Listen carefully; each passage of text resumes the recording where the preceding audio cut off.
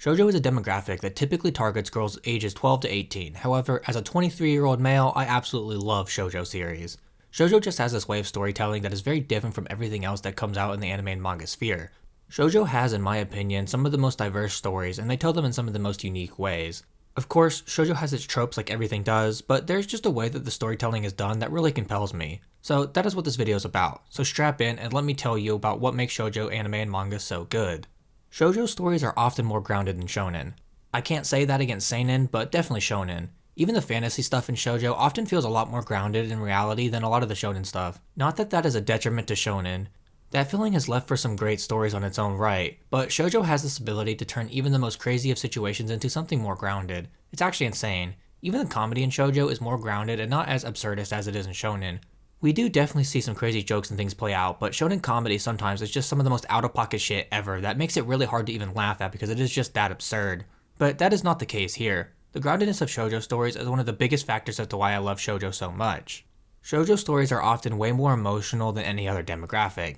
Sure, shonen, seinen, and even josei have their emotional moments, especially that last one, but nothing really comes close to shoujo.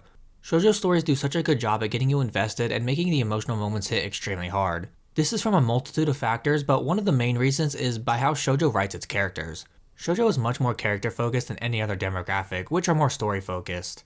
In shoujo, we really get to see the inside of the heads of the characters, and we get to see their thought process a lot more. The stories focus way more on the struggles of people than the other demographics. The only other one that comes close to this category is seinen, with its much more mature stories. People are a big reason why these stories are so effective. Unlike in shonen, where they often rely on bombastic fights and cool sports scenes, shoujo sticks to the basic strategy of using its characters to their advantage.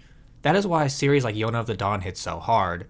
If this was a shonen series, I'm sure it would still be really good, but the reason why Yona is so good is because it focuses a lot more on the struggles of the characters internally and their development instead of crazy fight scenes or more external struggle. Not to say the fighting or external stuff in Yona is bad though, because it's still awesome. Characters are the backbone of any story, and shoujo really just knows how to write interpersonal conflict better than any other demographic. Shoujo is very unique in that it has an ability that no other demographic has. Unlike shonen, which is the counterpart to shoujo, shoujo has the ability to tell extremely mature stories.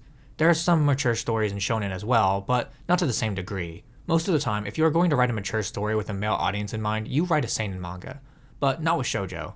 One really solid example of what I'm talking about is the series Nana. Nana is one of the most mature and grounded stories I have ever had the joy to experience.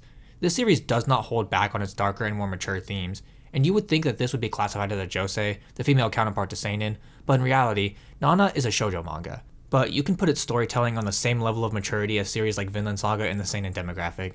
A series similar to Nana could not exist in the shonen demographic. It would definitely be a seinen manga. That is what makes shoujo so unique among all other demographics.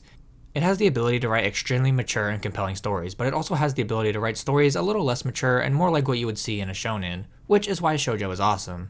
Let's compare two manga, one shoujo and one shonen of the same genre, and see what makes them different and why I like one more than the other. So let's do the shonen manga first, and that one is going to be The Dangers in My Heart. This manga is a good comedy romance, however, there are certain aspects of this series that I'm not a huge fan of, but that is mostly early on in the series with how cringe the comedy can be sometimes, especially Ichikawa, the main character.